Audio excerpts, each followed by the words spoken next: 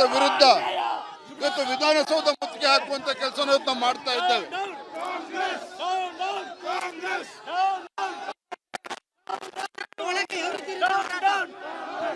ಸದನದ ಒಳಗಡೆ ಕಳೆದ 2 ವಾರದಿಂದ ಸದನದ ಒಳಗಡೆನೂ ಕೂಡ ನಾವು ಹೋರಾಟನ ಮಾಡ್ತಾ ಇದ್ದೇವೆ.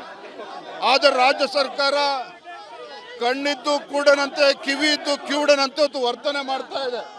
ಹಾಗಾಗಿ ಇಂಥ ಭ್ರಷ್ಟ ಕಾಂಗ್ರೆಸ್ ಸರ್ಕಾರ, ಇಡೀ ಸರ್ಕಾರ ಇವತ್ತು ಭ್ರಷ್ಟರು. ಮುಖ್ಯಮಂತ್ರಿಗಳ ಆದಿಯಾಗಿ ಇವತ್ತು ಭ್ರಷ್ಟಾಚಾರದ ಆರೋಪಗಳನ್ನು ಹೊತ್ಕೊಂಡಿದ್ದಾರೆ. ಮುಖ್ಯಮಂತ್ರಿಗಳು ಇವತ್ತು ಭ್ರಷ್ಟಾಚಾರಿಗಳನ್ನು ರಕ್ಷಣೆ ಮಾಡ್ತಕ್ಕಂಥ ಕೆಲಸ ಮಾಡ್ತಾ ಇದ್ದಾರೆ. ಹಾಗಾಗಿ ನಾವು ಇಂಥ ಭ್ರಷ್ಟ ಕಾಂಗ್ರೆಸ್ ಸರ್ಕಾರದ ವಿರುದ್ಧ ಬೀದಿಗಿಳಿದು ನಾವು ಹೋರಾಟವನ್ನು ಮಾಡ್ತಾ ಇದ್ದೇವೆ.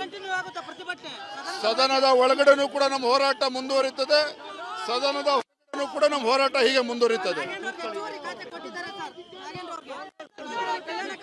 ಯಾಕೆ ಮುಖ್ಯಮಂತ್ರಿಗಳಿಗೆ ಮತ್ತು ಕಾಂಗ್ರೆಸ್ ಹೈಕಮಾಂಡ್ಗೆ ನಾಗೇಂದ್ರ ಅವ್ರ ಬಗ್ಗೆ ಅಷ್ಟೊಂದು ಭಯ ಯಾಕೆ ಅಂತ ನಮಗೂ ಕೂಡ ಅರ್ಥ ಆಗ್ತಾ ಇಲ್ಲ. ಇವತ್ತು ದಲಿತರ ಮೇಲೆ ಸವಾರಿ ಮಾಡೋದಕ್ಕೆ ಹೊರಟಿದ್ದಾರೆ. ಭ್ರಷ್ಟನನ್ನ ಇವತ್ತು ಸಚಿವ ಸಂಪುಟದಲ್ಲಿ ಇಟ್ಕೊಂಡು ಭ್ರಷ್ಟರ ರಕ್ಷಣೆಯನ್ನು ಮಾಡೋದಕ್ಕೆ ಹೊರಟಿದ್ದಾರೆ. ಭಾರತೀಯ ಜನತಾ ಪಾರ್ಟಿ, ನಾವು JDS ಇಬ್ರು ಕೂಡ ಇದನ್ನ ನಾವು ಪ್ರಬಲವಾಗಿ ವಿರೋಧ ಮಾಡ್ತಾ ಇದ್ದೇವೆ. ನೋಡ್ರಿ, ಗುಂಡಾಗರ್ದಿ ಮಾಡಿಕೊಂಡು ರಾಜಕೀಯದಲ್ಲಿ ಬಂದಿರ್ತಕ್ಕಂಥವ್ರು ಯಾರು ಅಂತ ರಾಜ್ಯದ ಜನತೆ ಗೊತ್ತಿದೆ.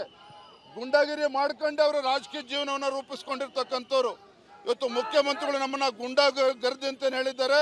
ಇವತ್ತು ಅವ್ರು ಯಾವ ರೀತಿ ಗುಂಡಾಗರ್ದಿ ಮಾಡಿದ್ದಾರೆ ರಾಜ್ಯದ ಜನತೆಗೂ ಗೊತ್ತಿದೆ, ಬೆಂಗಳೂರು ಜನರಿಗೂ ಕೂಡ ಗೊತ್ತಿದೆ. ಇವತ್ತು ನಾವು ಪ್ರಾಮಾಣಿಕವಾಗಿ ದಲಿತರ ಪರವಾಗಿ ಧ್ವನಿ ಇಲ್ಲದವರ ಧ್ವನಿಯಾಗಿ ಇವತ್ತು ಭಾರತೀಯ ಜನತಾ ಪಾರ್ಟಿ JDS ನಾವು ಹೋರಾಟವನ್ನು ಮಾಡ್ತಾ ಇರುವಂಥದ್ದು. ಇಂಥ ಸಂದರ್ಭ ನಮ್ಮ ಹೋರಾಟವನ್ನು ಹತ್ತಿಕ್ಕುವಂಥ ಕೆಲಸ ಮಾಡ್ತಾ ಇದ್ದಾರೆ. ನಮ್ಮನ್ನ ಇವತ್ತು ಗುಂಡಾಗಳು ಅಂತೇಳಿ ಕರೆದಿದ್ದಾರೆ ಮುಖ್ಯಮಂತ್ರಿಗಳು. ನೀವು ಗುಂಡಾಗಳು, DK ಶಿವಕುಮಾರ್ ಅವರೇ, ನೀವು ಗುಂಡಾಗಳು. ಇವತ್ತು ಗುಂಡಾಗರ್ದಿ ಏನು ಅಂತೇಳಿ ನಿಮಗಿಂತ ಇನ್ಯಾರು ಕೂಡ ಹೇಳ್ಕೊಡ್ತಕ್ಕಂಥ ಅವಶ್ಯಕತೆ ಇಲ್ಲ. ಇವತ್ತು ನಮ್ಮ ಹೋರಾಟವನ್ನು ಹತ್ತಿಕ್ಕುವಂಥ ಕೆಲಸ ಮಾಡ್ತಾ ಇದ್ದೀರಿ. ಯಾವುದೇ ಕಾರಣಕ್ಕೂ ನಮ್ಮ ಹೋರಾಟ ಇಲ್ಲಿಗೆ ನಿಲ್ಲೋದಿಲ್ಲ. ಸದನದ ಒಳಗಡೆನೂ ಕೂಡ ಇಂದು ನಾಳೆ ನಮ್ಮ ಹೋರಾಟ ಮುಂದುವರಿಯುತ್ತದೆ. ಸದನದ ಹೊರಗಡೆನೂ ಕೂಡ ನಾವು ಹೋರಾಟವನ್ನು ಮುಂದುವರಿಸ್ತೇವೆ.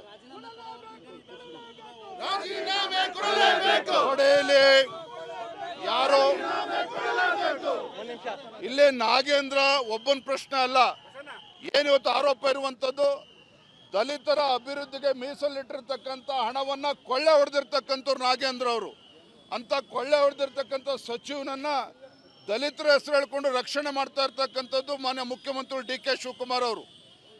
ಯಾವ ಭ್ರಷ್ಟಾಚಾರ ಮಾಡೋದೆಷ್ಟು ಅಪರಾಧನೋ ಅಂತ ಭ್ರಷ್ಟಾಚಾರಿಗಳಿಗೆ ಬೆಂಬಲವನ್ನು ನೀಡ್ತಕ್ಕಂಥದ್ದು ಕೂಡ ಮಹಾ ಅಪರಾಧ ಆಗ್ತದೆ.